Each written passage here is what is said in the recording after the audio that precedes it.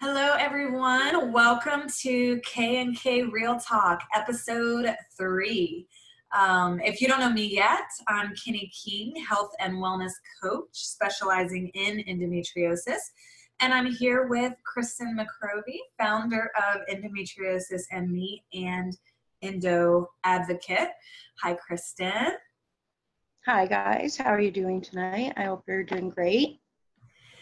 And we're here today to chat symptoms and treatments. And I'd love to start by saying this. If we were to attempt to cover all of the symptoms, we'd be here all day.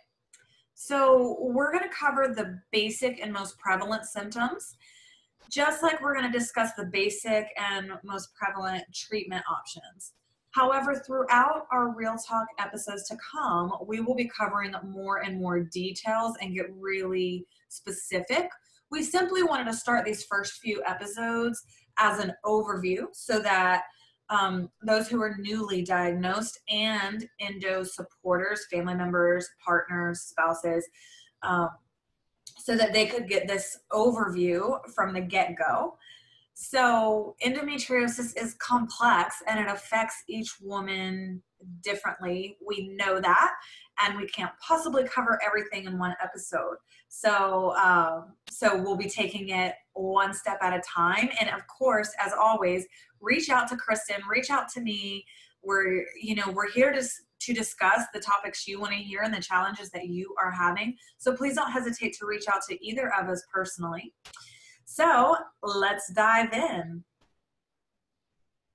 Okay, so first what we're going to talk about is mostly the main symptoms that you would see with endometriosis. So the most prevalent one is pelvic pain and painful periods. You can get the pelvic pain at any point during your cycle or at any point in the month. It's not just during your period, it's also during ovulation, and you could just have pain in general all the time, like most of the women that I've talked to do. There's also pain during intercourse. There's pain during bowel movements or urination. Or like it could be during the voiding process or before you feel like you need to go. Excessive bleeding, you may experience bleeding between periods or spotting or just overall heavy periods. Infertility is also a big one. A lot of the time, women don't even know that they have endometriosis until they're trying to get pregnant, and then they go to see a specialist, and then they find out that they do have endometriosis. And about 50% of all infertility is endometriosis. You may not even have any symptoms of endo and then figure out that you have endo because of the infertility. Other symptoms but not limited to, are fatigue and diarrhea, constipation, bloating. A big one is endobelly, nausea, vomiting, headaches, loss of sex drive, depression, anxiety, gastro issues, so gastrointestinal issues, stomach problems like heartburn, things like that, stomach aches all the time. That touches on basically the ones that you hear most of, but symptoms are different for everyone, and generally people don't even have the same exact symptoms. So everyone is an individual with this disease. Yeah, I know that some of the symptoms that we're not going to really dig into today, but there's so much research really indicating how endo is even being looked at in some respects as an autoimmune condition because of the way the entire system becomes affected. So while a lot of those symptoms that you mentioned I have dealt with, especially pain, I think pain is one that not everyone with endo has extreme cycles and extreme pain, but I was one that did. It's much more managed now. I won't say I never have pain, but my pain is more managed. I can still function, whereas before I couldn't function. I basically was wiped out for at least 48 hours. And so now I can actually function through pain. I can still work. I can still do things. It doesn't exactly stop me in my tracks or cause me to pass out and things like that. But what does occur is when my personal stress hormones rise, the whole system is inflamed and further stressed. So I actually lose my hair. And a lot of people don't talk about that because they don't link the two. And I'm not saying that endo is necessarily the one and only cause of, it's called isolated alopecia. So when my system gets stressed, everything gets inflamed, and my body looks at my hair as the enemy or as an enemy and rejects it. So I will have between the size of a penny and the size of a quarter bald spot, and it looks like there's no hair there, or no hair has ever grown there. It's just totally smooth, like nothing. And that's a signal for me to say, I need to slow down. I need to pay attention. What's in my environment? What am I doing to cause that in the system? Because once upon a time, I had a blood work test that actually did show up as an autoimmune condition, but we never found it.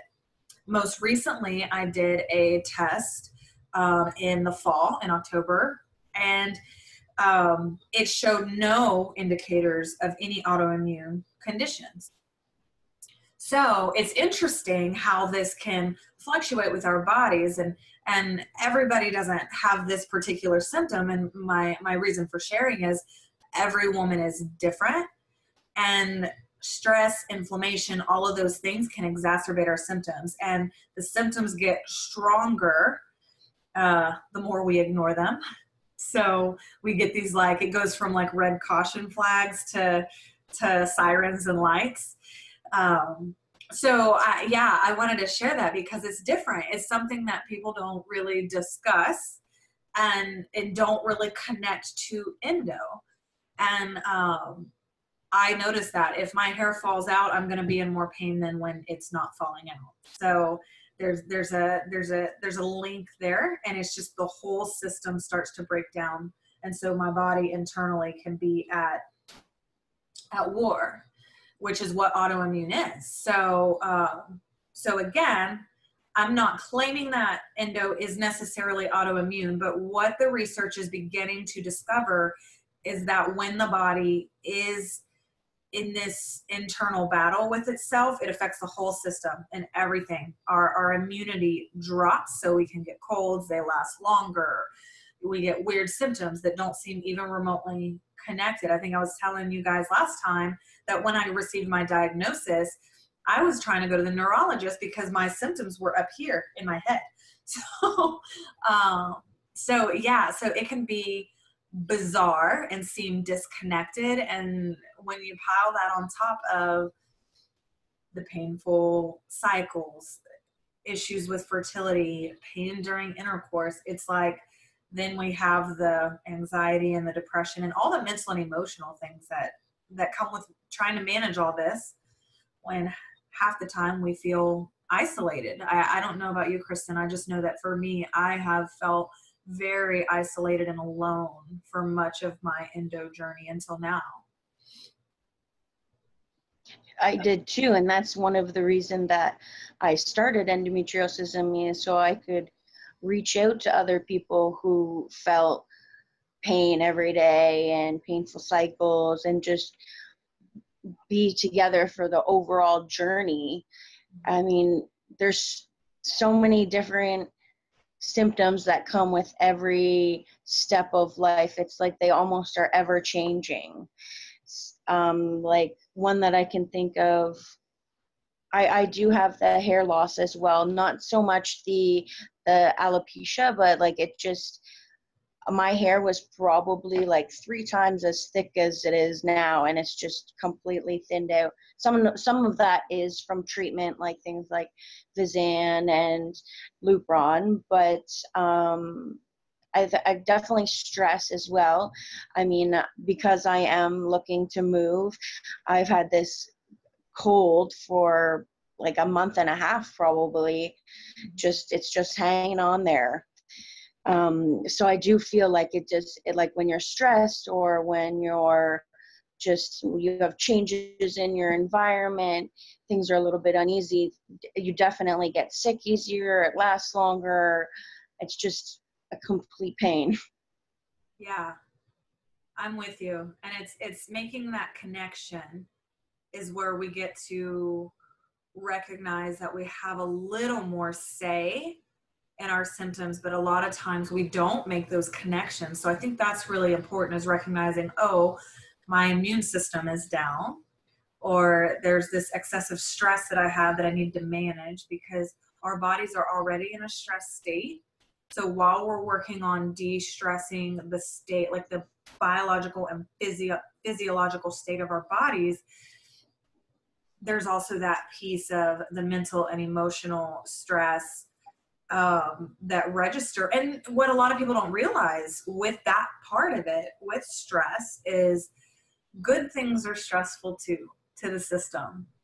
So while right now you're moving and there's all these things current that's stressful, but what we don't always recognize stressful as, buying a house, a graduation, a promotion, a career change. These things, positive and negative, create changes in stress to the system. And sometimes we will have a change like that and get sick or recognize that our symptoms are getting worse, but we're not really making the connection because it's a positive stressor. So Exactly.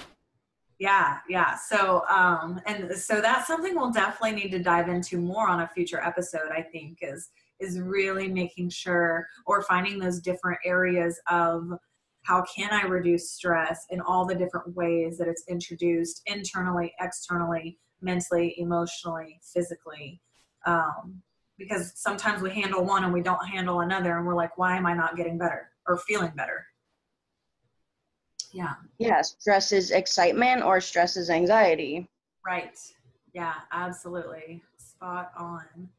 So I So, thought, with talking about the losing hair with the Lupron and Vizan, I felt like I could dive in. This would be a good time to dive into the conventional treatments that we hear about from our doctors, and these are the options that we are given if we don't look into anything deeper ourselves. So things like Lupron and Vizan and other things that are for endo, other synthetic progesterones, like things like Depo, birth control, any kind of birth control, really, like the birth control pill, Depo-Provera, things like that. The coil, all are birth control and all affect our hormones. Mainly what we're given is pain medication. So things like anti-inflammatories, things like Tylenol, that we're told to take, or maybe your doctor will prescribe you something stronger, things like Tylenol free or oxycodone or Percocets, things like that.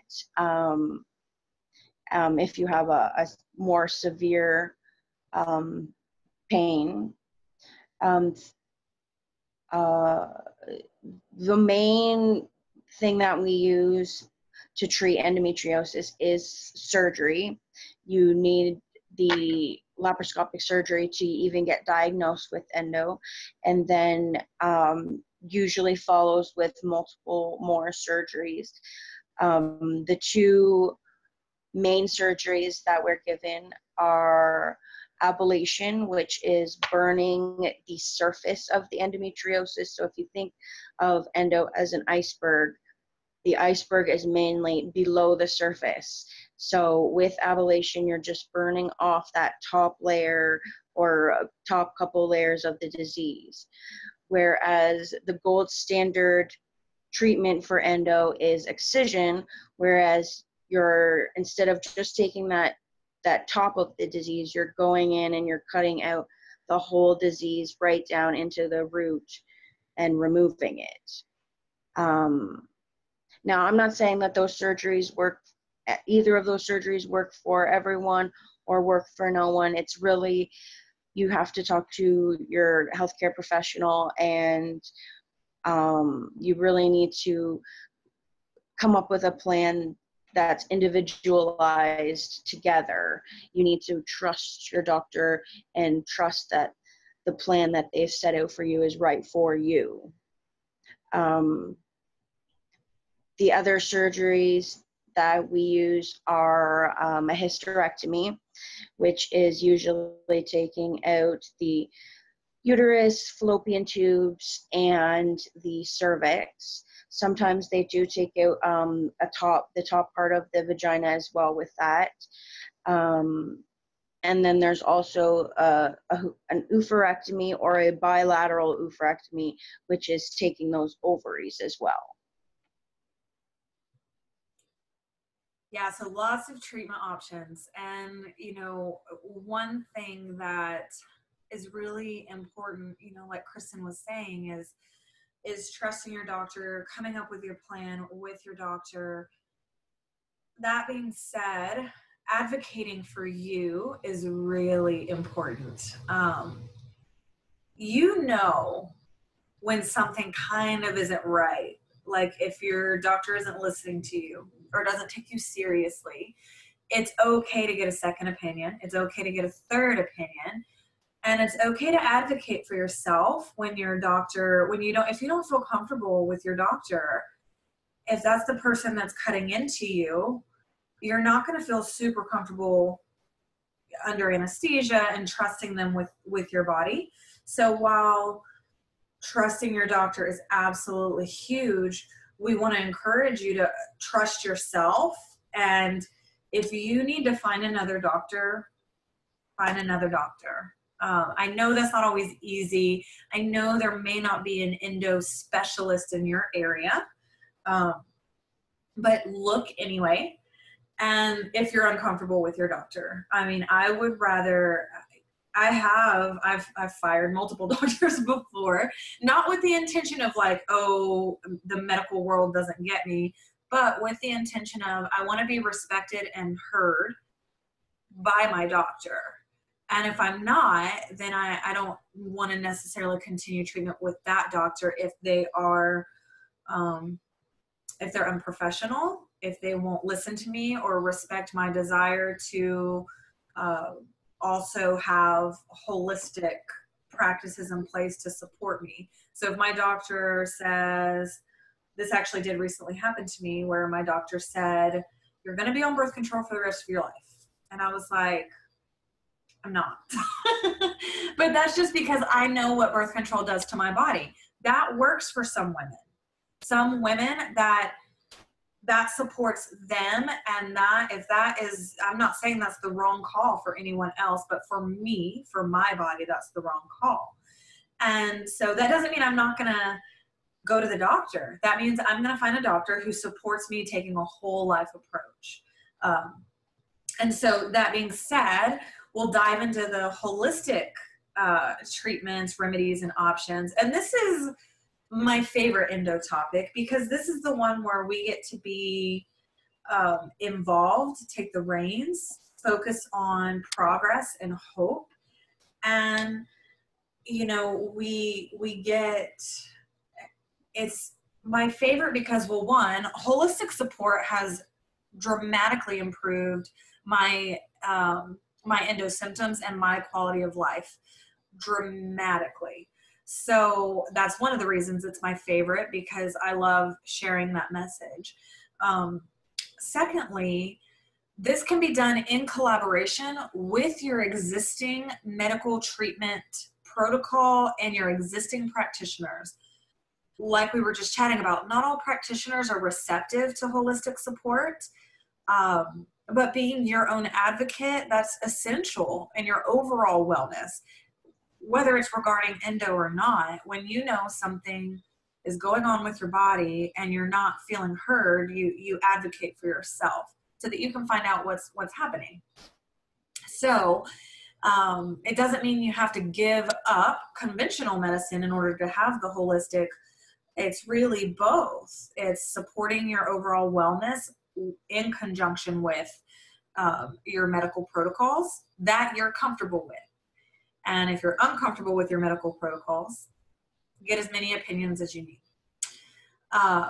So we're going to be diving into options in the coming episodes. And Kristen and I are actually working on a Live Well protocol specifically for you, so that you have options at your fingertips.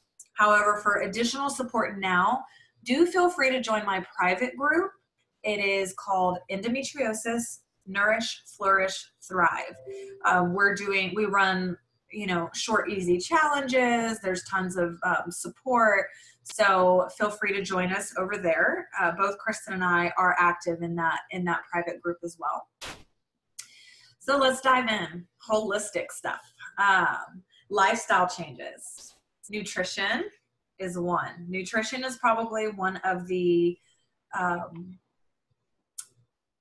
biggest and most easiest ways to reduce inflammation in your body and to balance your hormones.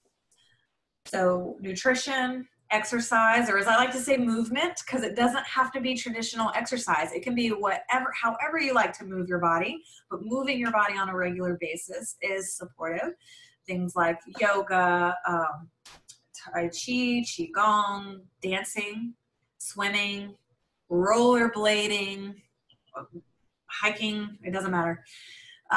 Overall self-care, reducing stress, Epsom salt baths, sweating regularly. A lot of people don't realize that one, sweating on a daily basis. Reducing xenoestrogens in your environment. And if you haven't heard about that, don't let that overwhelm you. We'll talk about that in a future episode as well. Things that you can do easily to begin that process. It can get super overwhelming if you try to do that overnight. There's medical marijuana and CBD. There are muscle rubs. There are many different natural pain relief rubs that you can use.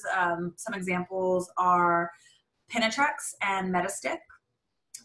There are essential oils, crystals, meditation, mindfulness, massage, chiropractic care, herbs, supplements, lots of like naturopathic options, homeopathic options, pelvic floor therapy, visceral massage, acupuncture. So, and we know these treatment options can sound overwhelming because we're just kind of running through them and we're not really diving into any particular one. So, and again, we'll talk about this in future episodes, but it's kind of like, okay, you just told us a lot of things. Where do we start? And so our best suggestion is this. First, find an OB or a specialist that you feel comfortable with and who listens to you and listens to what you want. And advocate for yourself when they don't. The second is begin making simple lifestyle changes that you know will support your overall health. You don't have to make big, overwhelming, drastic changes overnight. You don't have to throw out all of the food that you have and buy only clean foods. You don't have to suddenly start drinking 64 ounces of water every day or 80 ounces of water every day. Start with something that you know you can do, that's easy, and then that's just an improvement. That's just a little bit of progress. That's 1% better. And then continue nudging that envelope along the way. So, there's probably one thing, if I were to say, think of one thing that you know could improve your overall health. And then just find a way to start implementing that as easy as possible tomorrow. And that's your first step. Like that's one. It could be increasing water. It can be increasing vegetables. It can be increasing fruit. It can be, just anything. It could be going out and walking. If it's going to boost your overall health and wellness, it is going to assist you with managing endo. The third suggestion is consider a group of practitioners instead of just relying on one. Perhaps have a therapist, a general practitioner, an OB or endo specialist, a health coach, a personal trainer, a life coach, an encouraging support group. That's my one thing with support groups, is ensure that it's encouraging. If it's consistent negativity and complaining, that actually doesn't serve your highest good and might make you feel even worse. A spiritual or religious group, if you're spiritual or religious and you feel like that, you know, giving that purpose and having that community assist you with your overall health and wellness, do that. Reliable friends and family. This can be tough because some of us, our friends or our family, don't get it. They don't understand. They can't see it. And you may not feel fully held and supported by friends and family. If that is you, then I would highly suggest you considering as much support as possible. So again, if you're struggling with anxiety and depression and dealing with the diagnosis and dealing with all that comes with it, maybe counseling is wonderful for you. So therapy, or again, you know, having that, how can I really feel like I'm surrounded by a community that's uplifting and supporting me? And if you want to have more movement in your life, but you're like, I don't know where to start, maybe a personal trainer, and maybe a personal trainer that's not like a drill sergeant. Maybe a personal trainer that's there to assist you to move and to uplift you when you're feeling down. So the more support you have, the more held you feel on the rough days. And I don't want to call the rough days easier. I don't think that's the right, I don't think that's the right word, but you know, it's what would you call it? I mean, I guess it's kind of easier, or maybe it's more manageable. The rougher days become more manageable when you feel held by a system of support, and it's not just a doctor, like one. And then the fourth suggestion is try food as medicine. Nutrition, stress reduction, and your internal and external environments are some of the biggest needle movers when it comes to managing symptoms. And it is possible to feel better. That being said, there's no magic pill that's going to just eradicate endo from your body. There's just, that's not where we are. And it's not realistic for us to sit around missing out on our lives and waiting on one. So to improve your quality of life, you must take responsibility for it, for your health, for your wellness. And we respect and recognize that it is a journey and that all the days are not easy, but you don't have to do it alone. So we're here for you. Create a group of people that can guide you and serve you and help you, and continue this process of being an advocate for yourself and being an advocate for your overall wellness and your healthiest self, for all the things, but to improve your quality of life and to better manage your symptoms and system, and give your body a chance to sort of heal from the inside out is what I like to, that's what I call my journey. I'm healing from the inside out. So thank you so much, guys, for being here with us. We love you. There's lots more to come. Once again, if you just reach out to myself or Kristen, if there's something in particular that you're dealing with that you want us to chat about, let us know. We are here for you, and we will see you very soon. We'll see you next week. Have a good week, guys.